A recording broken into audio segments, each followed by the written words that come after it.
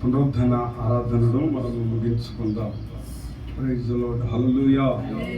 మన ప్రభువును రక్షకుడైన యేసుక్రీస్తు నామములో చేరి కూడొచ్చిన అందరికీ నా హృదయపూర్వక వందనాలు. అందరికీ నా వందనాలు. కొద్ది నిమిషాలు ప్రభు యొక్క మాటలను మనం ధ్యానం చేద్దాం. చూడండి, ఈ దినము ధ్యానము కొరకై లూకా సువార్త, ప్రతి ఒక్కరు కూడా బైబిల్ తెరిచి చూసినట్లయితే ఈ దినము ధ్యానము కొరకై లూకా సువార్త 2వ అధ్యాయము 13-14 వచనాలు నేను చదువుతున్నాను. అందరూ ఆ మాటలను చూడండి. లూకా సువార్త 2వ అధ్యాయము 13-14 వచనాలు. వెంటనే పరలోక సైన్య సమూహము ఆ దూతతో కూడా నుండి సర్వోన్నతమైన స్థలములలో దేవునికి మహిమయు ఆయన ఇష్టులైన మనుషులకు భూమి మీద సమాధానము కలుగునుగాక. Praise the lord. Hallelujah, hallelujah. చిన్న ప్రార్థన. సర్వోన్నతుడా, సర్వశక్తిమంతుడా, నీకు వందనాలు. చదవబడ్డ లేఖ భాగనాల నుండి మాతో అందరితో మీరు మాట్లాడమని ప్రార్థన చేస్తూ ఉన్నాం. ఈ దాసునిగా నీ పక్షమే నిలబడుతూ ఉండగా నీ అగ్ని చేత కాల్చి పుటమ వేసి పరిశుద్ధపరచండి. ఇగో నాయన, నన్ను మీరు మరుగుపరచండి. నన్ను నీ నోటి బోరగా వాడుకోనండి. నీ వాక్కును మీరు వెల్లడిపరచి నీ ఘనమైన కార్యాలు జరిగించుకొని మీరు మహిమ పొందమని, సమస్త మహిమ ఘనత ప్రభావాలు నీకు చెల్లిస్తూ యేసు నామములో అడిగి వేడుకొనుచున్నాము తండ్రి, ఆమేన్. దేవునికి మహిమ కలుగునుగాక. చూడండి, ఇక్కడ రాయబడిన మాటలను గనుక మనం ఆలోచించగలిగితే ఒక శ్రేష్టమైన విషయము, దేవదూతలు సమూహముతో దిగివచ్చి ఒక మనుషులతో మాట్లాడుతున్న మాటలు, గొల్లవారైన మనుషులతో వారితో మాట్లాడుతున్న మాటలు ఏంటి? పరలోక దేవదూతలు సమూహముతో దిగివచ్చి వారితో మాట్లాడుతున్న మాట ఏంటంటే, అక్కడ రాయబడిన మాటను నేను చదువుతున్నాను. చూడండి, ఆయనకు ఇష్టులైన మనుషులకు భూమి మీద సమాధానం. Praise the lord. హల్లెలూయా. చూడండి, ప్రతి ఒక్కరూ కూడా నేను సమాధానముగా ఉండాలి, నేను దేవునికి ఇష్టడుగా మార్చబడాలి అనే ఆలోచన కలిగి ఉంటారు దేవుని బిడ్డలైన వారు. దేవుని బిడ్డల యొక్క ఆలోచన ఏంటంటే, ఇగో నేను దేవుణ్ణి ఆరాధిస్తున్నాను, దేవుని మహిమపరచుటకు దేవుని సన్నిధికి వస్తున్నాను, దేవుని సన్నిధిలో నేను గడుపుతూ ఉన్నాను గనక నేను నా దేవునికి ఇష్టడుగా మార్చబడాలనే ఆలోచన ప్రతి ఒక్కరికి ఉంటుందండి. ఎవరైతే దేవునికి ఇష్టలో వారికి మాత్రమే భూమి మీద సమాధానము కలుగుతుంది అనే విషయాన్ని ఇక్కడ దేవదూతలు మాట్లాడుతున్న మాటలు. అయితే ఇక్కడ పరిశుద్ధాత్మ దేవుడు నాతో చెప్పిన మాట ఏంటంటే, ఎవరు ఆయనకి ఇష్టలై ఉంటారు? ఏ మనుషుడు దేవునికి ఇష్టడై ఉంటాడు? ఏ మనుషునికి భూమి మీద సమాధానం కలుగుతుంది? ముందు ఆయనకి ఎవరైతే ఇష్టలై ఉంటారో వారికి మాత్రమే సమాధానం అని దేవుని యొక్క లేఖనాలు బహుతేటిగా తెలియజేస్తూ ఉన్నాయి. ఇప్పుడు ఆయనకి మనకు సమాధానం కలగాలి అని అంటే మనము ఆయనకి ఇష్టలమై ఉండాలి. అయితే ఈరోజు మనము ఆయనకి ఇష్టలమై ఉంటున్నామా? ఆయనకి ఇష్టలమై ఉండాలి అని అంటే ఎలా ఉండాలి అనే విషయాలు కనుక మనం ఆలోచించగలిగితే పరిశుద్ధ గ్రంథముల నుండి అనేకమైన విషయాలు మనకి వెల్లడిపరచబడుతున్నాయండి. Praise the lord. Hallelujah, hallelujah. ఆయనకి ఎవరు ఇష్టలుగా ఉంటారు? ఆయనకి ఇష్టలుగా ఉండేది ఎవరు? ఆయన ఎవరిని ఇష్టపడుతున్నాడు? ఆయన ఎవరిని ఎక్కువగా ప్రేమించి ఇష్టపడుతున్నాడు అనే విషయాన్ని మనము గ్రహించాలి. ఈరోజు ఆయన ద్వారా మనం ప్రేమించబడాలని ఆశపడుతున్నామా? నెట్టివేయబడాలని ఆశపడుతున్నామా? ప్రేమించబడాలి. అంటే ఆయన ఎవరిని ప్రేమిస్తాడు అంటే, ఇదిగో ఆయన ఎవరైతే ఆయనకి ఇష్టలై ఉంటారో వారినే ప్రేమిస్తారు. అంటే అందరినీ ప్రేమించడా అని అంటే, అందరినీ ప్రేమించేది విషయం వేరు, కానీ ప్రత్యేకంగా ప్రేమించే విషయం వేరు. ఇప్పుడు ఒక కుమారుడికి ఒక తండ్రికి 10 మంది కుమారులు ఉన్నారనుకోండి, 10 మంది కుమారులు ఒకే రీతిగా ప్రేమిస్తాడంటారా? ప్రేమిస్తాడా? లేదు. అతనికంటూ ప్రత్యేకంగా ఒక వ్యక్తి మీద ప్రేమ. ఎందుకు అని అంటే ఆ వ్యక్తి నా మాట వింటాడు, నేను చెప్పినట్లుగా వింటాడు, నేను చెప్పిన బట్టలు వేసుకుంటాడు, నేను చెప్పినట్లుగా వింటాడు, ఏది చెప్పినా చేస్తాడు కనుక నేను అతను నాకు ఇష్టడు కనుక నేను అతన్ని, అంటే ఒక తండ్రి ఎలాగో ప్రేమిస్తున్నాడో అలాగనే యేసుక్రీస్తు ప్రభు వారు కూడా అందరినీ ప్రేమిస్తున్నాడు. 10 మంది కుమారుల్ని ప్రేమించినట్లు అందరినీ కూడా ప్రేమిస్తున్నాడు. కానీ తనకి ఇష్టలైన వారిని ఇంకా బహుగా ఆయన ప్రేమ. అయితే ఎవరు ఆయనకి ఇష్టలు, ఎవరు ఆయనకి ఇష్టలుగా ఉన్నారు అనే విషయాన్ని నేను ఒక 3-4 మాటల్లో చెప్పి నేను త్వరగా ముగించేస్తాను ఈ పునరుద్ధరణ ఆరాధన. ఎవరు ఆయనకి ఇష్టలు అనే విషయాన్ని నేను మీకు తెలియజేస్తాను. ఎబ్రిల్కి రాసిన పత్రిక చూడండి, ఎబ్రిల్కి రాసిన పత్రిక 11వ అధ్యాయము 6వ వచనాన్ని నేను చదువుతున్నాను. ఎబ్రిల్కి రాసిన పత్రిక 11వ అధ్యాయము 6వ వచనం. విశ్వాసము లేకుండా దేవునికి ఇష్టుడై ఉండుట అసాధ్యము. దేవుని యొద్దకు వచ్చువాడు ఆయన ఉన్నాడనియు తను ఎదుగు వారికి ఫలము దయచేవాడనియు నమ్మవలెను కదా. చూడండి ఇక్కడ రాయబడిన మాట ఏంటంటే విశ్వాసము లేకుండా దేవునికి ఇష్టులై, అంటే ఎవరయ్యా ఆయనకి ఇష్టలు అంటే ఎవరైతే దేవుని యందు విశ్వాసము కలిగి ఉంచుతారో వారు మాత్రమే ఆయనకి ఇష్టలు. అంటే విశ్వాసము లేకుండా ఆయనకు ఇష్టలై ఉండట అసాధ్యం. ఆయనకు మనం ఇష్టలమై ఉండాలి, ఆయన కోరుకునే బిడ్డలముగా మనం మార్చబడాలి. ఇదిగో ఆ నిత్య రాజ్యానికి మనం చేరాలి, ఆ పరదేశకు మనం వెళ్ళాలి అని అంటే మనం ఆయనకి ఇష్టలమై ఉండాలి. ఎలాగ ఇష్టలమై ఉంటాము అని అంటే విశ్వాసము లేకుండా ఇష్టలమై ఉండాలి. విశ్వాసము కనుక మనలో ఉంటే మనం ఆయనకి ఇష్టలుగా మార్చబడతాం. ప్రైజ్ ది లార్డ్, హల్లెలూయా, హల్లెలూయా. విశ్వాసం అనేది నిరీక్షింపబడు వాటి యొక్క నిజ స్వరూపమై ఉన్నది. అదే ఎబ్రిల్కి రాసిన పత్రిక 1వ వచనంలో చెప్తాడు. విశ్వాసం అనేది నిరీక్షింపబడు వాటి యొక్క నిజ స్వరూపం అని రాయబడుతుంది. అంటే మనం ఆయన యందు విశ్వాసం నుంచి ఇదిగో నా దేవుడు నాతో ఉన్నాడు, నాలో ఉన్నాడు, నా హృదయంతరంగమును ఎరుగుతున్నాడు, నా పరిస్థితులను చూస్తున్నాడు, నా స్థితిగతులను చూస్తున్నాడు, నా ఆలోచనలు ఎరిగాడు, ఇదిగో నన్ను నడిపిస్తున్నాడని ఎవరైతే ఆయన మీద విశ్వాసం కలిగి ఉంటారో, ఆయన మీద ఎవరైతే ఆధారపడి ఉంటాడో అది నిజ రూపముగా మార్చబడి ఇదిగో ఆయనతో ఆ వ్యక్తితో దేవుడు ఉంటాడు. ప్రైజ్ ది లార్డ్, హల్లెలూయా. వాళ్ళే ఆయనకి ఇష్టలు అని రాయబడి ఉందండి. ఆ కింద పైన 5వ వచనం మనం చదివితే అక్కడ ఒక విషయం, ఒక వ్యక్తి మనకు కనపడతాడు. 5వ వచనం, విశ్వాసమును బట్టి హానోకు మరణము చూడకుండానట్లు కొనుపోబడిను. Praise the lord. ఏంటంటే ఇంకా కింద చదివితే అతడు కొనుపోబడినప్పుడు దేవునికి ఇష్టుడై ఉండినని సాక్ష్యము పొందిను. దేవునికి ఇష్టుడై ఉన్నాడని ఏం చేశాడంట? దేన్ని బట్టి సాక్ష్యం పొందాడు? విశ్వాసాన్ని బట్టి. అంటే దేవుడి మీద తన ఉంచిన విశ్వాసాన్ని బట్టి ఇతడు దేవునికి ఇష్టుడు అనే సాక్ష్యాన్ని దేవుని చేత సాక్ష్యం పొందినవాడండి. మనుషుల చేత సాక్ష్యం పొందినవాడు. ఇతడు దేవునికి ఇష్టడు. ఎలాగ ఇష్టడుగా మార్చబడ్డాడు? నోవాహు హానోకు ఎలాగ ఇష్టడుగా మార్చబడ్డాడు? విశ్వాసాన్ని బట్టి. అంటే తను ఎంతగా దేవుడి మీద విశ్వాసం ఉంచాడో ఆ విశ్వాసాన్ని బట్టి అతడు దేవునికి ఇష్టడుగా మార్చబడ్డాడు. మరణము చూడకుండా అతడు వెళ్ళిపోయాడంట. అతని గురించి నేను వేరే బుక్ లో చదివినప్పుడు అక్కడ రాయబడిన మాట ఏంటంటే ఇతడును ఈ యొక్క హానోకు దేవుడు, తండ్రి అయిన దేవుడు వీళ్ళిద్దరు కలిసి సంభాషిస్తూ మాట్లాడుతూ ఉన్నారంట. మాట్లాడుతూ వారు అలాగే నడిచిపోతున్నారు. ఒకరి మీద ఒకరు చేసుకొని అలాగే మాట్లాడుకుంటూ వెళ్ళిపోతున్నారంట. వెళ్ళుకుంటూ పోయారంట. ఈయనేమో ఈ యొక్క హానోకేమో దేవుని మీద విశ్వాసం నుంచి ఆయన వైపు చూస్తున్నాడు. ఆయన కూడా ఇతనికి ఇష్టడు కనుక ఇతన్ని ప్రేమిస్తూ ఉన్నాడంట. ప్రేమిస్తూ ఉంటే ఇద్దరు ఒకరి మీద ఒకరు చేతులు వేసుకొని అలాగ నడుచుకుంటూ వెళ్ళిపోతున్నారంట.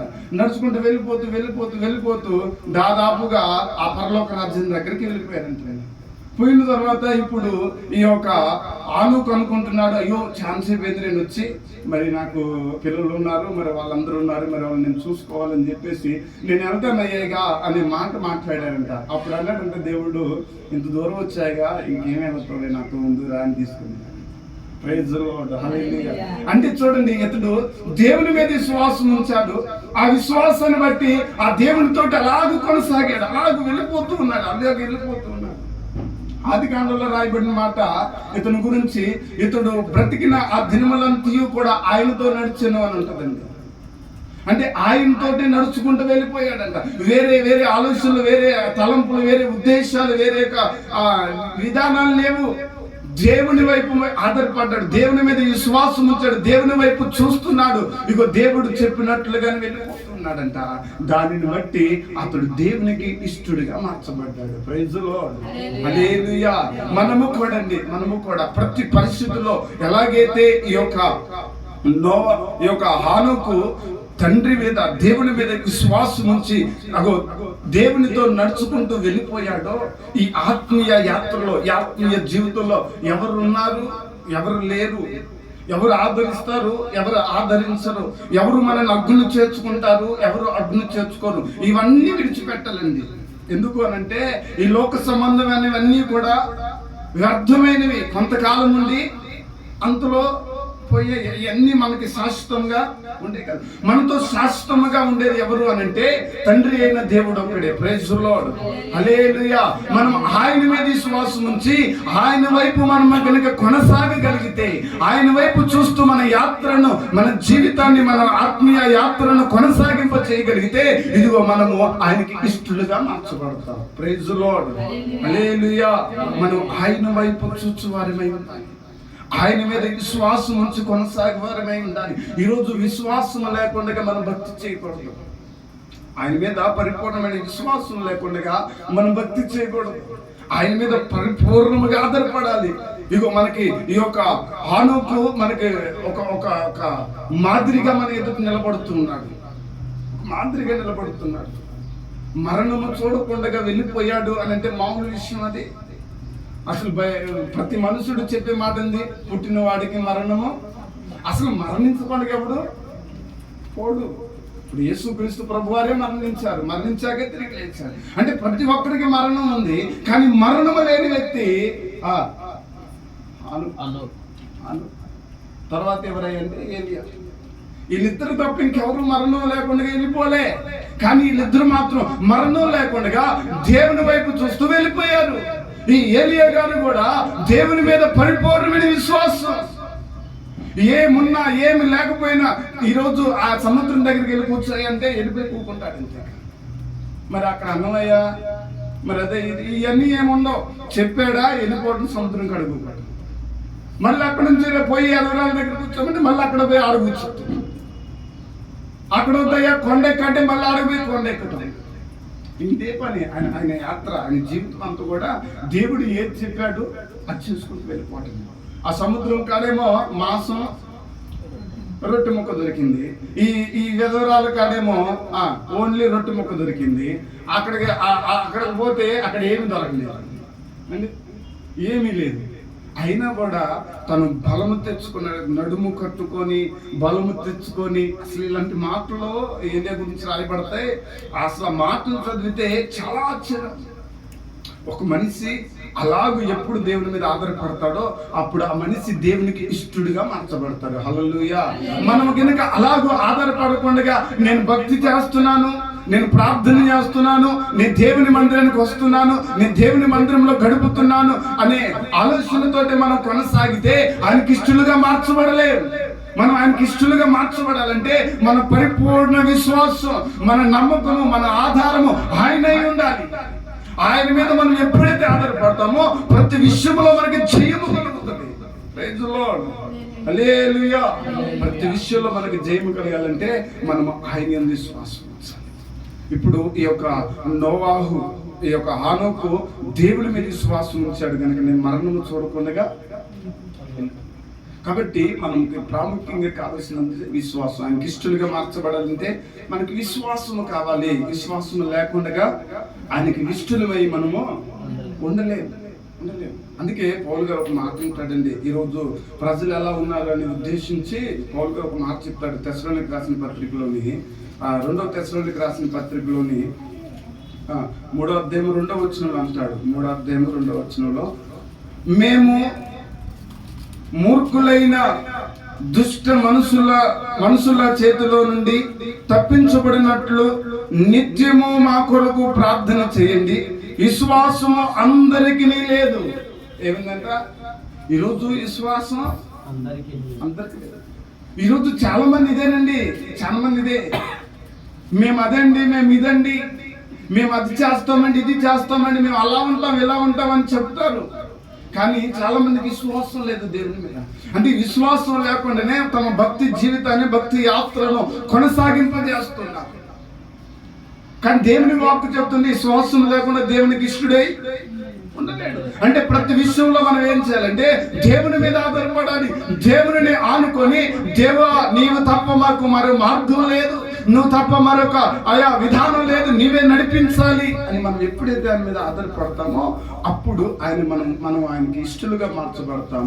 ఆ తర్వాత మనం ఆయనతో ఉండగలుగుతాం. Praise lord. కానీ ఈ రోజుల్లో ఏమైందంట, చాలా మందికి అందరికీ విశ్వాసం లేదా, విశ్వాసం అందరికీ లేదు అనే విషయాన్ని మాట్లాడుతున్నాడు. అంతాకెందుకండి? అంతాకెందుకు?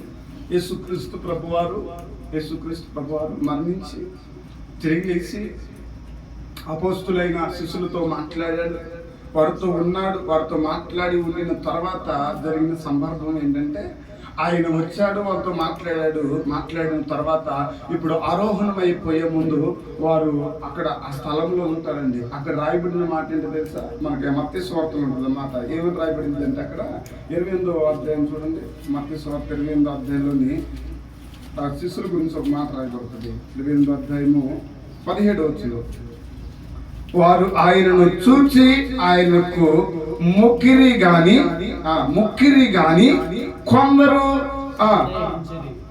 ఏంటంటే సందేహించరి. అంటే వాళ్ళు కూడా సందేహిస్తున్నారు. ఏది? ఇప్పుడు ఆయన వచ్చాడు, మాట్లాడాడు, ఆరోహణమయ్యాడు, వెళ్ళిపోయినప్పుడు కూడా నమ్మారు, మొక్కారంట. కానీ కొందరు ఏం చేస్తున్నారంటే అంటే విశ్వాసం లేదు దేవుని. అంటే పరిపూర్ణమైన నమ్మకం దేవుని మీద ఉంచట్లే. పరిపూర్ణమైన నమ్మకం లేకనే ఈ రోజు ప్రతి మనిషి జయమును చూడలేకపోతున్నాడు, విజయాన్ని చూడలేకపోతున్నాడు. కాబట్టి మనం ఎప్పుడైతే దేవుని మీద పరిపూర్ణమైన విశ్వాసము కలిగి ఉంటామో ఆ విశ్వాసం ఏం చేస్తుందంటే ఆయనకి ఇష్టలుగా మార్చుతుంది, ఆయనతో మనం ఉండేలాగా చేస్తుంది. Praise lord. Hallelujah, hallelujah. కాబట్టి మనము ఆయనకి ఇష్టలుగా మార్చబడాలి. Praise lord. ఆయనకి ఇష్టలుగా మార్చబడాలంటే మనం విశ్వాసము కలిగి, ఎవరి మీద? దేవుని మీద మనం ఎప్పుడైతే విశ్వాసం కలిగి ఉంటామో ఆ విశ్వాసము ఆయనకి ఇష్టలుగా మార్చింది. దేవునికి మహిమ కలుగును గాక. రెండో మాట నేను చెప్తాను చూడండి. కీర్తనల గ్రంథము 16వ కీర్తనల గ్రంథం 16వ కీర్తన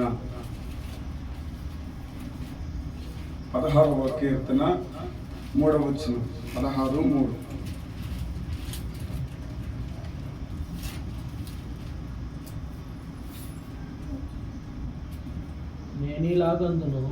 నేను ఇలాగందును భూమి మీద ఉన్న భక్తులే శ్రేష్ఠులు, వారు నాకు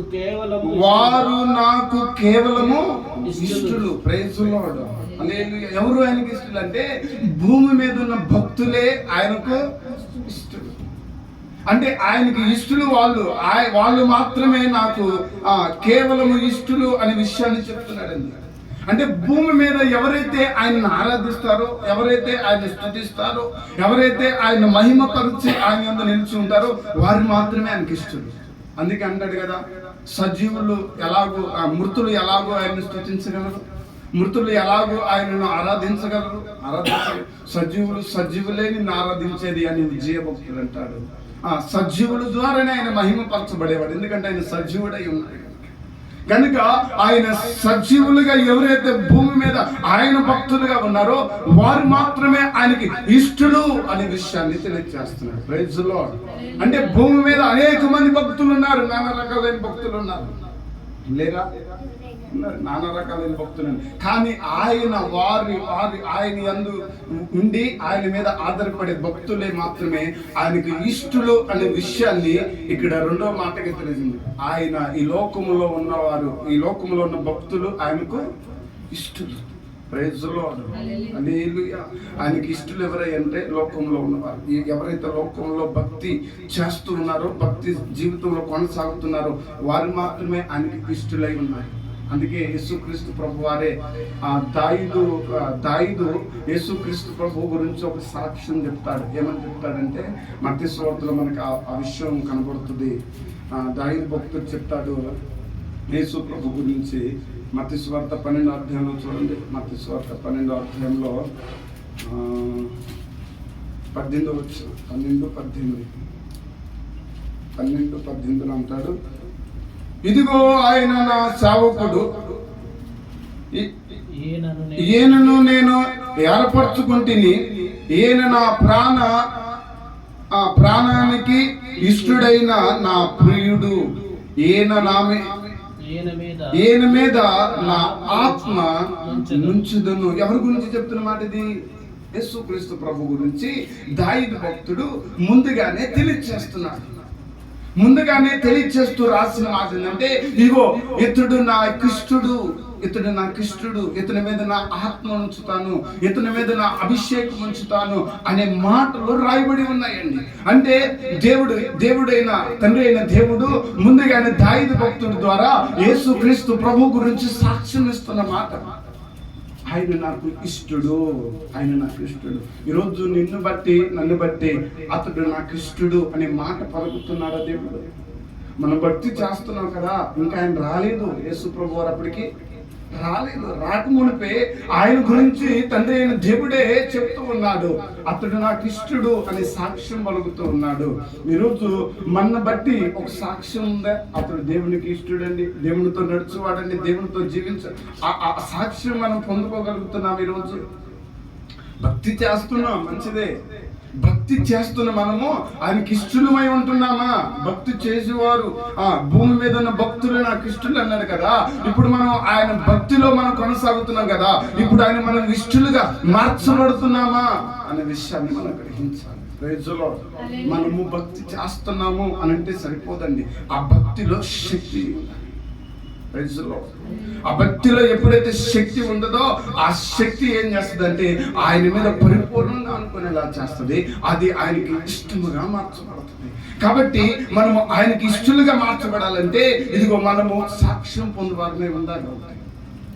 ఏమై ఉండాలి? సాక్ష్యం.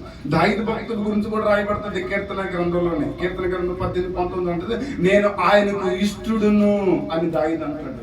నేను ఆయనకి ఇష్టడును అంటే దావీదు భక్తుడు చెప్తాడు ఆ మాట, నేను ఇష్టడును ఆయనకని. అదే మాట మళ్ళీ 2వ సమూయేలు గ్రంథంలో కూడా అంటాడు. 2వ సమూయేలు గ్రంథం 22-20 అంటాడు, ఇగో నేను ఆయనకి ఇష్టడును. అదే మాట అంటాడు అక్కడ. అదే మాట అంటాడు. ఈరోజు నేను ఆయనకి ఇష్టడును అని మనం చెప్పగలుగుతామా? కానీ దావీదు భక్తుడు మాత్రం ధైర్యంగా చెప్తున్నాడు, నేను ఆయనకి ఇష్టడు. అంటే అంత ఇష్టంగా ఆయన భక్తి చేశాడండి. ఆయన అంత ఇష్టంగా భక్తి చేశాడు. ఆయన గురించి రాయబడిన మాట, ఆయన రోజుకు 7 మార్లు ప్రార్థన చేసేవాడంట. కన్నీళ్ళు విడిచి ప్రార్థన చేశాడు. ఇంకా 6వ కీర్తనలోని 6వ అధ్యాయం 6వ వచనంలో అంటాడు, ఇదిగో నా కన్నీళ్లకు నా పొరుపు కొట్టుకొని పోతుంది. అంటే అంతగా దేవుని సన్నిధిలో దుఃఖించి ప్రార్థించి ఏడిచి మొరపెట్టేవాడు. ఇక అంతగా భక్తిలో కొనసాగేవాడు. రాజు అయినప్పటికీ, రాజు స్థానంలో ఉన్నప్పటికీ, 24 సంస్థానాలను ఏలుతున్నప్పటికీ కూడా అతడు చెప్పే మాట ఏంటంటే, ఇదిగో నేను నా దేవునికి ఇష్టడును. Praise the lord. ఈరోజు మనము కూడా నేను ఇష్టడును అని చెప్పేలాగా ఉండాలి. Praise the lord. Hallelujah, hallelujah. 3వ మాట కూడా నేను చెప్తాను చూడండి. ఇంకొన్నలే కానీ 13వ మాట నేను చెప్తున్నాను చూడండి. సామెతల గ్రంథం 3:12. 3వ అధ్యాయము 12వ వచనం. సామెతల గ్రంథం 3వ అధ్యాయము 12వ వచనం. తండ్రి తనకు ఇష్టడైన కుమారుని గద్దించు రీతిగా,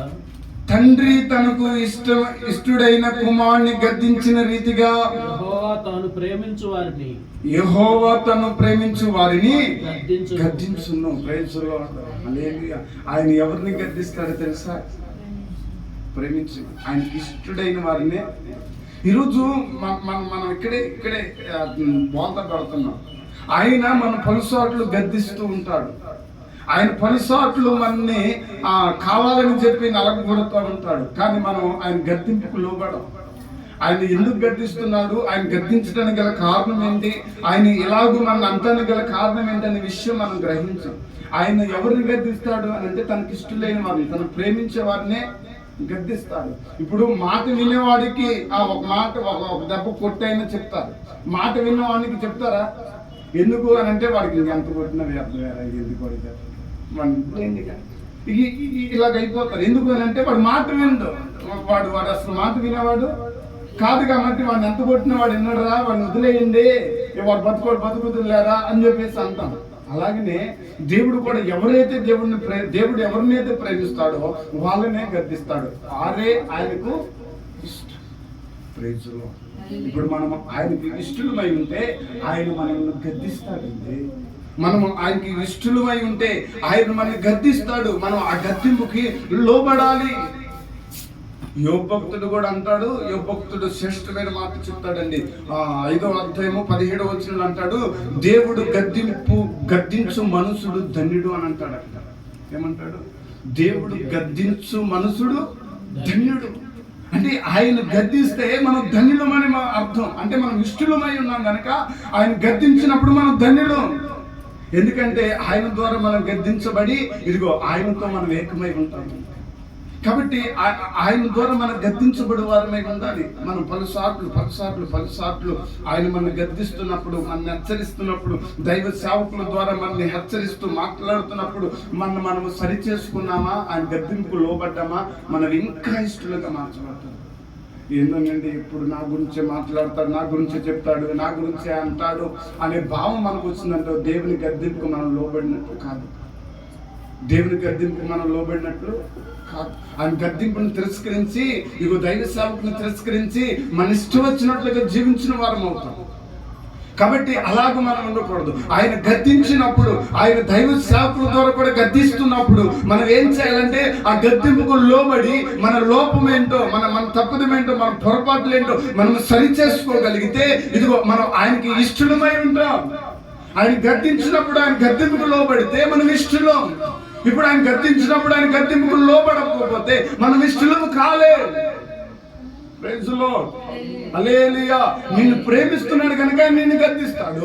ఇప్పుడు నిన్ను ప్రేమించి నిన్ను గద్దిస్తున్నప్పుడు నువ్వు గద్దింపుకు లోబడిపోతే ఎలాగా? ఆయన గద్దింపుని నువ్వు తిరస్కరిస్తే ఎలాగా? తిరస్కరించకూడదు కదా. ఆయన గద్దింపుకు మనం లోబడితే ఇదిగో మనము ఆయనకి ఇష్టలుగా మార్చబడతాం. అందుకే యోబు అన్నాడు, ఇదిగో ఆయన గద్దించు నరుడు మనుషుడు ధన్యుడు. ఏ మనుషుల్ని దేవుడు గద్దిస్తాడో ఆ మనుషుడు ధన్యుడు అనే విషయాన్ని తెలియజేస్తాడు.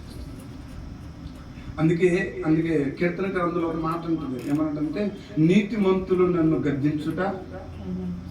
మార్చుకున్న ఒకసారి అక్కడ ఒక మాట ఉంటుంది.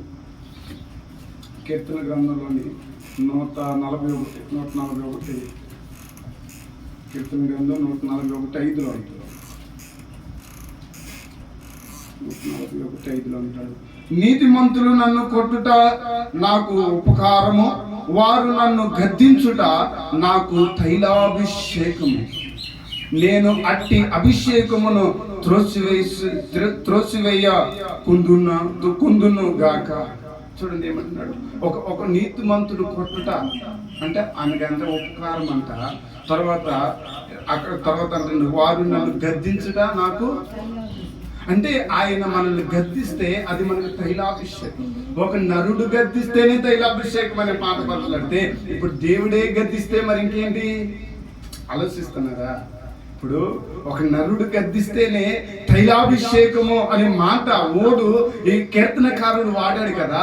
మరి దేవుడే గద్దిస్తే, దేవుడే మనల్ని గద్దిస్తే ఎలా ఉంటది? ఇంకా అది ఇంకా అభిషేకమనే కదా అర్థం.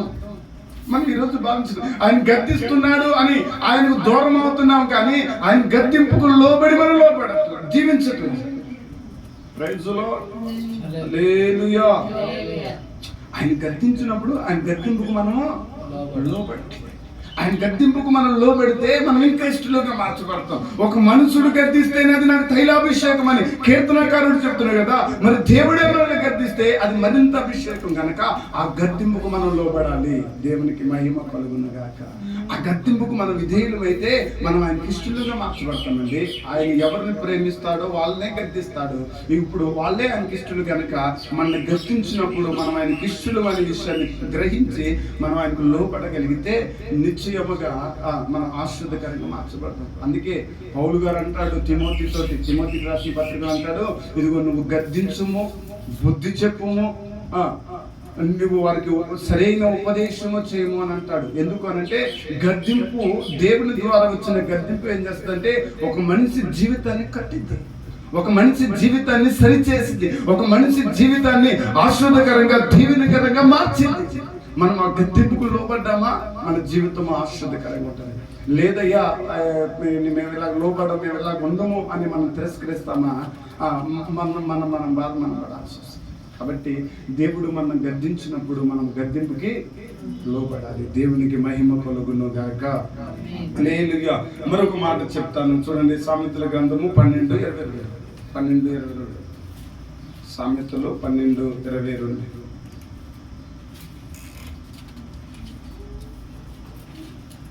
అబద్ధమాడు పెదవులు యెహోవాకు హేయములు, అబద్ధమాడు పెదములు యెహోవాకు హేయములు, సత్యవర్తనులు ఆయనకు ఇష్టలు. Praise the lord. అంటే సత్యవర్తనులు అనగా సత్యాన్ని ప్రేమించే వాళ్ళు, లేకపోతే సత్యములో జీవించే వాళ్ళు ఇగో ఆయనకి ఇష్టలండి. అంటే మనం అబద్ధములు ఆడేవారము గాను, మనము దొంగతనం చేయవారుగాను, లేకపోతే మరొకటి దేవునికి విరోధముగా నడుచుకున్న వారమైతే మనం ఆయనకి ఇష్టలుగా మార్చబడలేము. మనం ఆయనకి ఇష్టలుగా మార్చబడాలంటే మనం సత్యవంతులమై ఉండాలంటే సత్యాన్ని ప్రేమించి సత్యముగా జీవించాలి, సత్యముగా భక్తి చేయాలి. ఏది ఉన్నా ఏది లేకపోయినా, ఎలా ఉన్నా ఎలా లేకపోయినా మనం సత్యమును ప్రేమించి సత్యములో కొనసాగాలి. అదే యేసుక్రీస్తు ప్రభువారు కూడా ఈ భూమి మీదకి వచ్చినప్పుడు సత్యాన్నే బోధించాడు, సత్యాన్నే చెప్పాడు, సత్యాన్నే ప్రకటించాడు. కానీ ఆ రోజుల్లో కూడా సత్యం వారికి పనికిరాలే. యూదులు, పరిసయ్యులు వాళ్ళందరూ అక్కడ ఉంటే అక్కడ ఉన్న వాస్తవాన్ని యేసుక్రీస్తు ప్రభువారు సత్యాన్ని బోధిస్తూ ఉంటే ఆ సత్యం వాళ్ళకి నచ్చలే, ఆ సత్యాన్ని తిరస్కరించారు. మనం చదువుతాం ఆ మాటలు ఉంటాయి. యోహాను సువార్తలో ఉంటాయి. 8:31 అంటే ఆయన సత్యమును ప్రకటించుటకు వచ్చెను, సత్యమును బోధించెను, సత్యమును తెలియచేస్తూ వచ్చెను అని రాయబడి ఉంటది. కానీ ఆ సత్యాన్ని అంటే వారు ఏం చేశారంట, తిరస్కరించారు అని రాయబడి. అంటే సత్యాన్ని వారు నెట్టివేశారు. సత్యం వద్దు మాకు అన్నట్లుగా. ఈరోజు సత్యమందు నిలబడట్లే. అబద్ధము కావాలి, కల్పన కథలు కావాలి, కామెడీలు కావాలి, జోకులు కావాలి. ఈరోజు ప్రతి చోట సత్యం అవసరంలే, ఉన్నది ఉన్నట్లుగా అవసరంలే. ఇగో ఉన్నది ఉన్నట్లుగా వినటానికి ఇష్టపడట్లే ఈరోజు ప్రజలు. అన్ని సత్య బోధన వినటానికి అస్సలు ఇష్టపడట్లే. కల్పన కథలు కావాలి, కామెడీస్ కావాలి, డాన్సులు కావాలి, డిస్కోలు కావాలి, ఈరోజు లైట్లు కావాలి, ఏ కోరుతున్నారు ప్రతి మనుషులు. బైబిల్ వాక్యం ఏం చెప్తుందంటే సత్యాన్ని ఉన్నది ఉన్నట్లుగా బోధించండి. ఈరోజు ఉన్నది ఉన్నట్లుగా బోధిస్తే ఎవరో రావట్లేదు, ఎవరో ఉండట్లే. ఉన్నది ఉన్నట్లుగా చెప్తే ఎవరికి నచ్చట్లే. కానీ దేవుడు అంటాడు ఉన్నది ఉన్నట్లుగా ప్రకటించండి. ఎందుకు అనంటే ఇప్పుడు నువ్వు లేనిపోని అన్ని బోధించి 100 మంది సమకూర్చావనుకో, వాళ్ళ గురించి లెక్క ఎవరు చెప్పాలి? నేనే అప్పుడు కదా. అందుకే దేవుడు అంటాడు, నువ్వు నిత్య రాజ్యముకు వచ్చే వాళ్ళని ఒక్కడిని తయారు చేసిన చాలు, 100 మంది తయారు చేసే వాళ్ళ గురించి లెక్క అప్పుడు చెప్పే కంటే ఒక్కడిని తయారు చేసిన వాడు నా రాజ్యంలో ఉంటాడు, దాన్ని బట్టి ఆయన సంతోషిస్తాడు. Praise the lord. హల్లెలూయా. కాబట్టి సత్యాన్ని బోధించాలి, సత్యాన్ని ప్రకటించాలి. యేసుక్రీస్తు ప్రభువు సత్యాన్ని ప్రకటించారు కనుకనే ఆయన్ని తిరస్కరించారు, ఆయన నెట్టివేశారు, ఆయన గెంటి వేశారు, ఆయన సెలవు వేశారు, ఆయన గాయాలు కొట్టారు, గాయపరిచారు ఆయన అనేక రీతిగా. గల కారణం ఏంటంటే సత్యాన్ని బోధించారండి. ఈరోజు అందుకే సత్యం ఎప్పటికీ పనికిరాదు. అబద్ధం పనికి వస్తుంది, దొంగతనాలు పనికి వస్తాయి, నానా రకాలైన పనికి వస్తాయి, కానీ సత్యం పనికిరాదు. ఈరోజు సత్యాన్ని ప్రేమించే మనుషులు లేకుండా పోయారు భూమి మీద. కానీ దేవుడు మాత్రం యేసుక్రీస్తు ప్రభు మాత్రం సత్యాన్ని బోధించుటకు, సత్యాన్ని స్థాపించుటకు ఆయన ఈ భూమి మీదకి వచ్చాడు. ప్రైజ్ ది లార్డ్, హల్లెలూయా. సత్యమును ఉన్నది ఉన్నట్లుగా ప్రకటించాడు. ఒకసారి చూడండి ఆ మాట చూడండి. యోహాను సువార్తలో అంటాడు, యోహాను సువార్తలో అంటాడు మాట. యోహాను సువార్త 8వ అధ్యాయంలో అంటాడు,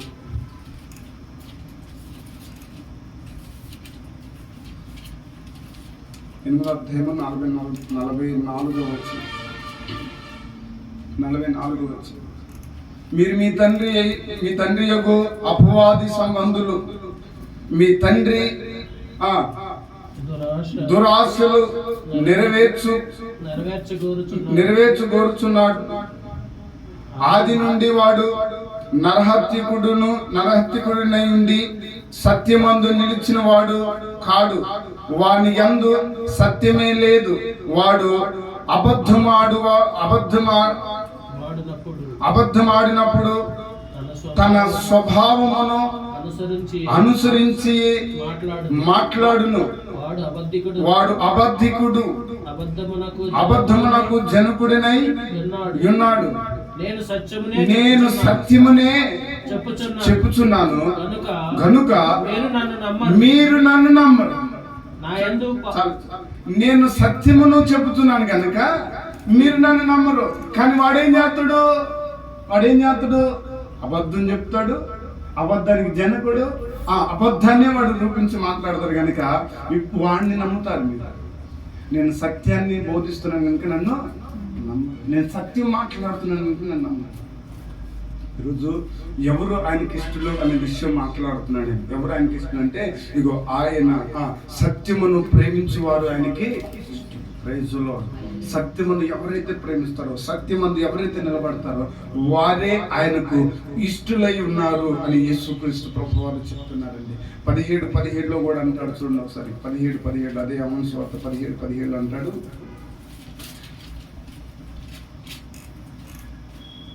ఎవడైనను ఆయన చిత్తము చొప్పున చెయ్యి నిశ్చయించుకుని ఎడల ఆ బోధ దేవుని వలన కలిగినదో లేక నాయంతటా నేనే బోధించుచున్నాను వాడు తెలుసుకును. ఎవడు తెలుసుకుంటాడు? సత్యాన్ని అనుసరించేవాడు ఇది దేవుని నుండి వచ్చిన బోధ లేకపోతే వాడు కల్పించుకుంటున్న చెప్తున్న బోధ అని గ్రహించగలరు. అంటే దేవుని చిత్తాన్ని ఎరిగిన వాడు, సత్యంలో నిలబడిన వాడు మాత్రమే గ్రహించగలుగుతాడు.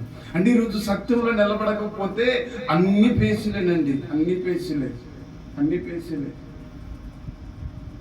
ఒక తల్లి అంటుంది నాతో, అయ్యారు నేను అక్కడ ఇప్పుడు అంశం వెళ్ళాను అయ్యారు, వెళితే ఆయన ఎప్పుడు నన్నే చూసి మాట్లాడుతాను. నాకెళ్ళి ఏం చూపించి మాట్లాడుతుంది, నువ్వు ఇది చేసావు అని నన్నే అంటాడు అయ్యారు. నేనేం చేస్తే ఆయనకి అయ్యారు, మరి నువ్వేం చేస్తే ఆయనకెందుకు అన్నప్పుడు ఆయన నేను ఎందుకు సంతోషం, నేను సరిచేయటానికే కదా ఆయన ఉంది, నిన్ను సరిదిద్దడానికి కదండి. మరి ఇప్పుడు ఆయన నిన్ను సరిచేస్తున్నప్పుడు నువ్వు సరిచేయబడాలి. కానీ ఆయన నన్ను అంటుండే, నిన్ను అనట్లే, ఆయన అనట్లే. దేవుడు ఆయనలో నుండి నీతో మాట్లాడుతున్నప్పుడు నువ్వు సరి చేసుకుంటే నువ్వు ధన్యురాలు, నువ్వు ఆయనకి ఇష్టడు అవుతావు, ఇష్టరాలుగా మార్చబడు. ఇప్పుడు నువ్వు ఆయన గద్దింపుకు లోబడకుండా, ఆయనకి ఇష్టరాలుగా ఉండకుండా నువ్వు ఉంటే ఎవరికి నష్టం?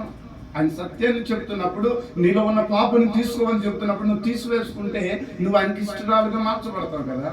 ఇప్పుడు ఆయన గద్దించకుండా ఎందుకుంటాడమ్మా? బైబిల్లో చెప్తుంది గద్దించండి, హెచ్చరించండి, బుద్ధి చెప్పండి అని. ఇప్పుడు ఉన్నట్లుగా మాట్లాడాలి. కానీ నువ్వేం చేసినా పర్లేదు, నిన్ను దేవుడు దీవిస్తాడు, దేవుడు నిన్ను ఆశీర్వదిస్తాడు అని అంటే సరిపోతుంది. ఆ దేవుడి నుంచి వచ్చే బోధ ఉన్నది. ఆ అతను అట్లా అన్నప్పుడు నేను అన్నాను, తల్లి మరి ఉన్నట్టే మాట్లాడతారమ్మా, దైవ సేవకుడు మాట్లాడుతున్నాను ఈ రోజు మనం అనుకోకూడదు. ఆయనలో నుండి ఎప్పుడు దేవుడే మాట్లాడతాడు, మనం ఆ విషయాన్ని గ్రహించాలి అని అంటే అలాగే మాట్లాడతారు కదా మీరు కూడా, నాకు తెలుసు అని అంటుంది. సరే తల్లి ఉన్నారు వెళ్ళండి, బోల్డ్ మంది ఉన్నారు, బోల్డ్ మంది తలుగుతున్నారు నాకు. కాబట్టి మనం సత్యాన్ని రోజు ప్రేమించట్లేదు, సత్యాన్ని బోధించట్లేదు. ఆయన సత్యమందు మనల్ని స్థిరపరచడానికి వచ్చాడు. సత్య బోధను ప్రకటించి ఇదిగో ఇలాగుంటే మీరు నిత్య రాజ్యానికి వస్తారని సత్యాన్ని బోధించడానికి వచ్చాడు. ఈ రోజు ఎవడు ఆ సత్యం మీద నిలబడతాడో వాడు మాత్రమే నిత్య రాజ్యం చేరగలుగుతాడు. హల్లెలూయా. ఎవరైతే ఆ బోధ యందు కట్టబడతారో, ఎవరైతే ఆ బోధ యందు నిలిచి కొనసాగుతారో, వారి జీవితాలను సరి చేసుకొని సరిదిద్దుకుంటారో వారు మాత్రమే నిత్య రాజ్యం చేరగలుగుతారు. ఆయన బోధను తిరస్కరించేవారు, అబద్ధముల వైపు తిరిగేవారు ఎవరు కూడా నిత్య రాజ్యం చాలని ఆయనకి ఆయన సత్యం అందు ఎవరైతే నిలబడతారో వారు మాత్రమే వెళ్ళగలుగుతారు. Praise the lord. హల్లెలూయా.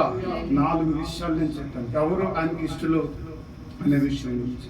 ఆయన యందు విశ్వాసం ఉంచువారు ఆయనకి ఇష్టలు. రెండవది, లోకంలో ఉన్న భక్తులు ఆయనకి ఇష్టలు. ఆయన పరిపూర్ణంగా ఆరాధించి గణపరిచి మహింపరిచే భక్తులు ఆయనకి ఇష్టలు. మూడవదిగా ఆయన గద్దింపుకు లోబడి వారు ఆయనకి ఇష్టలు. నాలుగవదిగా ఇదిగో ఆయన సత్యమందు నిలిచి ఉండేవారు, సత్యాన్ని ప్రేమించేవారు ఆయనకి ఇష్టలు. Praise the lord. మనం ఈ 4 విషయాలు ఎలా ఉన్నా విశ్వాసం ఉంచుతున్నామా? ఈ లోకములో భక్తి చేస్తున్నామని చెప్తున్నాం, మనము పరిపూర్ణంగా అనుకోగలుగుతున్నామా? తర్వాత మనం మూడవదిగా ఆయన గద్దింపుకు లోబడగలుగుతున్నామా? నాలుగవదిగా ఇగో సత్యమందు ఆ సత్యమును ప్రేమించి ఆయనకి ఇష్టలుగా మార్చబడగలుగుతున్నామా? లేకపోతే అన్నిటిని విడిచిపెట్టి నేను ఆదివారం మందిరానికి వస్తే చాలు, ఆదివారం నేను గడిపితే చాలు, ఓన్లీ ఆదివారం నేను దేవుని మందిరంలో ఉంటే చాలు అని ఇలాగ ఉంటున్నామా?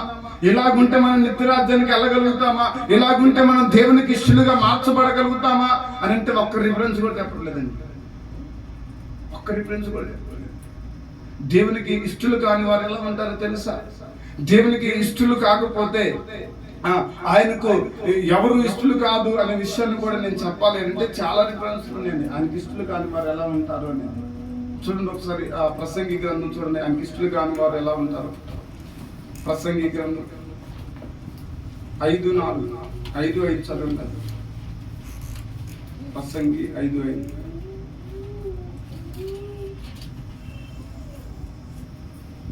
5:4 నుండి. నీవు దేవునికి మొక్కుబడి చేసి కొనిన ఎడల దాన్ని చెల్లించుటకు ఆలస్యము చేయకుము. బుద్ధిహీనుల యందు ఆయనకి ఇష్టం లేదు. చూడండి, బుద్ధిహీనులు ఆయనకి ఇష్టం అంటే ఆయన ఒక మొక్కుబడి, నిన్ను అసలు మొక్కుబడి చేసుకోమని దేవుడు ఇప్పుడు చెప్తాడా? చెప్పడం. కానీ నువ్వు మొక్కుబడి చేసుకున్న తర్వాత దాన్ని నువ్వు నెరవేర్చకపోతే, బుద్ధిహీనంగా నువ్వు ప్రవర్తిస్తే నువ్వు ఆయనకి ఇష్టం లేదు అన్న విషయాన్ని చెప్పేస్తాడు. తెలిసిపడేస్తున్నాడండి. నువ్వు ఆయనకి ఇష్టడుగా ఉండాలంటే నువ్వు బుద్ధిహీనుడిగా ఉండకూడదు. ఆయన నీకు ఏదైతే నువ్వు మొక్కుబడి చేసావో, ఏదైతే ఇవ్వాలనుకుంటున్నావో దాన్ని నువ్వు దాన్ని కొనసాగింప చేయాలి. అప్పుడే నువ్వు ఆయనకి ఇష్టడుగా మార్చబడతావు. బుద్ధిహీనులు ఆయనకి ఇష్టలు కాదు అనే మాట చెప్తాడు. కొరింథీయులకు రాసిన పత్రికలో అయితే అంటాడండి. కొరింథీయులకు రాసిన పత్రికలో అంటాడు, ఆయనకి ఇష్టలు కాక నశించిపోయిరి. ఎంతమంది అంటే చాలా మంది నశించిపోయారంట ఆయనకి ఇష్టలు కాక. చూడండి ఆ మాట చూడండి. మొదటి కొరింథీయులకు రాసిన పత్రిక 10వ అధ్యాయము 4-5 వచనాలు. మొదటి కొరింథీయులకు రాసిన పత్రిక 10వ అధ్యాయము 4-5 వచనాలు. అందరూ ఆత్మ సంబంధమైన ఒకే పానీయమును పానము చేసిరి. ఎలయనగా తమను వెంబడించిన ఆత్మ సంబంధమైన బండలోనిది త్రాగిరి. ఆ బండ క్రీస్తే. అయితే వారిలో ఎక్కువ మంది దేవునికి ఇష్టలుగా ఉండలేకపోయిరి. ఉండగలిగిపోయిరి గనక అరణ్యములో సంహరింపబడి. కింద 8వ వచనంలో చదివితే అక్కడ 23,000 మంది హతము అయ్యేరి అంటుందండి. 23,000 మంది హతం అయ్యారు. ఎందుకు హతమయ్యారు అంటే దేవునికి ఇష్టలుగా లేరు. ఎందుకు ఇష్టలుగా లేరు? ఒకే పానీయంలో తిన్నారు, ఒకే బండలో నీళ్లు తాగారు, ఆత్మ సంబంధంగా నడిపించబడ్డారు. కానీ వాళ్ళు దేవునికి ఇష్టలుగా గల కారణం ఏంటంటే వాళ్ళ అవిధేయతను బట్టి, ప్రభు మీద ఆనుకోకుండా జీవించిన విధానం బట్టి వారు దేవునికి ఇష్టం లేకుండా ఉన్నారంట. దాదాపుగా 23,000 మంది హతమైపోయారు. మనము ఆయనకి ఇష్టలుగా మార్చబడాలి. ఇదిగో ఇశ్రాయేలు ప్రజలు 23,000 మంది ఒకేసారి చనిపోవడానికి గల కారణం ఏంటంటే ఆయనకి ఇష్టలుగా లేదు. ఇష్టలుగా లేకపోతే ఎలాగ కూలిపోతామో ఎలాగైపోతాం మన జీవితం మనకే తెలియదు. కాబట్టి మనం ఇష్టలుగా ఉన్నామా, ఆయనతో మనం ఉంటాం, ఆయనతో నడుస్తాం, ఆయనతో వెళతాం, ఆయన యొద్ద మనం ఉండగలం. ఆయనకి ఇష్టలుగా లేవా, మనం ఎలాగ హతమవుతామో కూడా మనకు అర్థం కాదు. బుద్ధిహీనులానికి ఇష్టం కాదు. తర్వాత ఆయన అంటున్నాడు, ఇగో అవిధేయులు ఆయనకి ఇష్టం కాదు. అవిధేయంగా నడుచువారు ఆయనకి అసలు ఎంత మాత్రం కూడా ఇష్టం లేదు అనే విషయాన్ని చెప్తున్నాడు. ఇంకా చదివితే అదే తెస్సలోనికీ రాసిన పత్రికలు అంటాడు, తెస్సలోనికీ పత్రిక మొదటి తెస్సలోనికీ రాసిన పత్రికలు అంటాడు 2:15 అంటాడు. మొదటి తెస్సలోనికీ రాసిన పత్రిక 2:15 అంటాడు, ఆ యూదులు తమ పాపములను ఎల్లప్పుడూ సంపూర్తి చేయుటకై ప్రభువైన యేసును ప్రవక్తలను చంపి మమ్మును హింసించి అన్ని జనులు రక్షణ పొందుటకై వారితో మేము మాట్లాడకుండా మమ్మను ఆటంకపరచుచు దేవునికి ఇష్టలు కాని వారును మనుషులందరికీ విరోధులనై ఉన్నారు. మనుషులందరికీ అంటే దేవునికి ఇష్టలు కాని వాళ్ళందరూ ఏమవుతారంట, దేవునికి విరోధులుగా మార్చబడరు. ఇప్పుడు ఎవరైతే దేవునికి ఇష్టలై ఉంటారో వారు మనుషులందరికీ శ్రేష్ఠులై ఉంటారు. లేకపోతే ఇంకా మనం చదివితే చాలా చోట్ల ఉంటుంది, దేవునికి ఇష్టడైన వాడంట మనుషులందరికీ కూడా శ్రేష్ఠుడు అని ఉంటుంది. లేకపోతే ఇంకో చోట అయితే ఏమని ఉంటుందంటే, వాడు దేవునికి ఇష్టడైన వాడు దేవునికి బహుగనుడు అనే మాట ఉంటుందండి. అంటే ఆయనకి ఇష్టమై మనం ఉండగలిగితే ఆయన మన మనుషులందరికీ కూడా ఇష్టలుగా మార్చబడతాం. మన ముందు ఎవరికి ఇష్టలేమంటే దేవునికి ఇష్టలేము. ఇక్కడ యూదులు వాళ్ళంట ప్రభు గురించి ప్రకటిస్తూ ఉంటే వాళ్ళు ఆటంకపరిచారు. అన్ని జనులకు సువార్త ప్రకటిస్తూ ఉంటే ఆటంకపరిచారంట. దేవుడు చెప్తున్న అక్కడ అపోస్తలు అన్నారు, ఇదిగో పౌలు గారు అంటాడు, దేవునికి ఇష్టలు కాని వారందరూ మనుషులందరికీ విరోధులై ఉన్నారు. ఎవరు దేవునికి ఇష్టలై ఉంటారో వాళ్ళు మాత్రమే మనుషులకు శ్రేష్ఠులుగా కనబడతారు. లేకపోతే మనం శ్రేష్ఠులుగా కనబడలేమండి. మనము ఆయనకి ఇష్టలుగా జీవించాలి. అక్కడికి ఒక మాట చెప్పి నేను ముగిస్తున్నాను. 2 కొరింథీయులకు రాసిన పత్రిక 5:9 చూడండి. 2 కొరింథీయులకు రాసిన పత్రిక 5:9. కావున దేహమందునను దేహమును విడిచినను ఆయనకి ఇష్టలమై ఉండవలెనని మిగులు అపేక్షించుచున్నాను. పౌలు భక్తుడు అంటున్నాడు, ఇదిగో దేహం ఉండినను దేహం లేకపోయినను మరణించినను బతికి ఉండను మనం ఆయనకి ఇష్టలమై ఉండాలని అపేక్షిస్తున్నాను అనే మాట అన్నాడు. నేను చెప్పే మాట కూడా అక్కడికి అదే, మనము బ్రతికి ఉన్న మరణించిన ఆయనకి ఇష్టలమై ఉండాలనేది నా అపేక్ష కూడా. Praise the lord. ఆయనకి మనం ఇష్టలుగా మార్చబడ్డామా, మనము ప్రయోజనకరంగా మార్చబడతాం. ఇగో ఆ నిత్య రాజ్యానికి యోగ్యులంగా అర్హులంగా మార్చబడతాం. ఆయనకి ఇష్టలుగా కాకుండా ఉన్నామా, ఆయనకి ఇష్టలుగా మనం జీవించకుండా ఉంటామా, మనం అనేకమైన వాటిని ఎదుర్కోవాల్సి వస్తుంది. మనుషులందరికీ విరోధులంగా మార్చబడతాం. అంత మాత్రమే కాదు, ఆయనకి మనం ఇష్టంగా లేకపోతే మనం కూలిపోతాం. ఏ స్థలంలో ఎక్కడ ఎలా కూలిపోతామో కూడా తెలియదు. కాబట్టి మనం అందరం ఎలా ఉండాలంటే ఆయనకి ఇష్టలుగా మనం మార్చబడాలి. Praise the lord. హల్లెలూయా. ఆయనకి ఇష్టలుగా మార్చబడాలంటే 4 విషయాలు నేను చెప్పానండి. 4 విషయాలు చెప్పాను. ఒకటి, ఎవరైతే ఆయన విశ్వాసం ఉంచుతారో వారు ఆయనకి ఇష్టలు. రెండో మాట, ఎవరైతే లోకములో భక్తులు ఆయన్ని సేవిస్తూ ఉంటారో వాళ్ళే ఆయనకు ఇష్టలు. మూడో మాట, ఎవరు ఆయన గద్దింపుకు లోబడతారో వాళ్ళే ఆయనకి ఇష్టలు. ఎవరైతే సత్యమును ప్రేమిస్తారో వాళ్ళే ఆయనకు ఇష్టలు. అంటే ఇప్పుడు ఈ 4 విషయాలు ఎవరిలో ఉంటాయో వాళ్ళకి ఇష్టలు. ఈ 4 విషయాలు ఎవరిలో లేకుండా వారు ఒకే పానీయంలో తింటూ, ఒకే బండలో తాగుతూ, ఒకే రీతిగా నడుస్తూ ఉంటే వాళ్ళందరూ కూడా మధ్యలోనే నువ్వు ఆయనకి ఇష్టలమై ఉన్నామా, మనము నిత్య రాజ్యానికి యోగ్యులు అర్హులుగా మాట్లాడతాం. మనం నిత్య రాజ్యానికి యోగ్యులు అర్హులు మార్చబడాలంటే మనకి ఇష్టలమై జీవించాలి. మనం ఎలా ఉన్నాం అనే విషయాన్ని మనం ఒకసారిగా పరీక్షించుకుంటూ ప్రార్థన చేసుకుందాం. ఈ మాటలు దేవుడు దీవించును గాక. ప్రార్థన చేసుకుందాం. ఎలా ఉన్నాం? మనం దేవునికి ఇష్టలుగా ఉంటున్నామా? దేవునికి ఇష్టలుగా ఉంటున్నామా? లోక సువార్తలో దేవుని లేఖనాలు సెలవిస్తున్నాయి. 2వ అధ్యాయము 14వ వచనంలో అంటున్నాడు, ఆయనకి ఇష్టలైన మనుషులకు భూమి మీద సమాధానము కలుగును గాక అంటున్నాడు. ఈరోజు మనకి సమాధానం కలగాలి అనంటే మనము ఆయనకి ఇష్టలమై ఉండాలి అనే విషయాన్ని చెప్తూ ఉన్నాడు. మనం ఆయనకి ఇష్టలమై ఉండాలి. మనం ఆయనకి ఇష్టలమై ఉంటున్నామా? మనం ఇష్టలుగా కొనసాగుతున్నామా? ఒకసారిగా మనం పరీక్షించుకుందాం. ఇదిగో ఎవరయ్యా ఆయనకి ఇష్టలు అంటే ఆయన మీద విశ్వాసం ఉంచు వారు ఇష్టలు అని అంటున్నాడు. ఆయన ఎందుకు ఎవరైతే విశ్వాసం ఉంచుతారో వారు ఇష్టలు అనే మాట చెప్తున్నాడు. హనోకు విశ్వాసం ఉంచాడు, మరణము చూడకుండా నిత్యరాజ్యము చేరగలిగాడు. ఇదిగో మనము హనోకులాగా విశ్వాసం ఉంచగలుగుతున్నామా? లోకంలో ఉన్న భక్తులు ఆయనకి ఇష్టలు అని కీర్తన గ్రంథంలో రాయబడింది.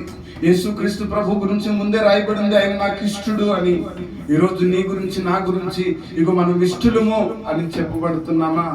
ఇగో అలాంటి భక్తి జీవితం మనలో ఉందా? దావీదు భక్తుడు అయితే అంటాడు, ఇగో నేను ఆయనకి ఇష్టడును అనే మాట దావీదు భక్తుడు పలుకుతాడు.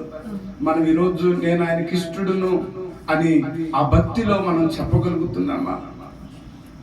ఆయన గద్దింపుకు లోబడి వాడు ఇష్టడు అని అంటున్నాడు. ఇగో దేవుని గద్దించు మనుషుడు ధన్యుడు అని యోగ భక్తుడు చెప్తున్నాడు. ఈరోజు ఆయన గద్దింపుకు లోబడి ఇదిగో మనము ఆయనకి విధేయులమై కొనసాగుతున్నామా? విధేయులమై మన జీవితాన్ని కొనసాగింప చేసుకున్నామా? నీతిమంతుడు మనల్ని కొట్టుట ఉపకారము, అతడు మనల్ని గద్దించుట తైలాభిషేకం అని కీర్తనకారుడు చెప్తున్నాడు. ఆయన మనం గద్దించినప్పుడు ఆ తైలాభిషేకాన్ని మనం పొందుకోగలుగుతున్నామా? లేకపోతే ఆ తైలాభిషేకాన్ని తిరస్కరిస్తున్నామా? ఆయన గద్దింపుకు మనం లోబడుతున్నామా? ఆయన గద్దింపుకు మనం లోబడ్డట్లయితే మనం ఆయన కిష్టులము అనే విషయాన్ని చెప్తున్నాడు. ఇగో సత్యమును ఎవరు ప్రేమిస్తారో వాళ్ళే ఆయనకి ఇష్టలు అనే విషయాన్ని చెప్తూ ఉన్నాడు.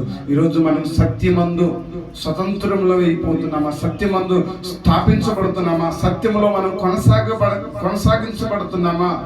సత్యములో ఉండకుండా సత్యాన్ని తిరస్కరించి మన ఇష్టం వచ్చినట్లుగా మనం బ్రతుకుతున్నాం. ఎలా ఉన్నాం? ఎలా కొనసాగుతున్నాం? ఒకసారిగా మనం పరీక్షించుకుందాం. ఒకసారి మనం పరిశోధించుకుందాం. దేవుడు తన ఉన్నతమైన మాటలు మనకి తెలియజేశాడు. ఇగో అతనికి ఇష్టలు కాని వారు బుద్ధిహీనులు, అతనికి ఇష్టలు కాని వారు అవిధేయులు, ఆయనకి ఇష్టలు అవిధేయులైన వారు ఇష్టలు కాదని, బుద్ధిహీనులు ఇష్టలు కాదని, ఇదిగో ఆయనకు లోబడకుండా ఆయన ఎందుకు భయభక్తులు లేకుండా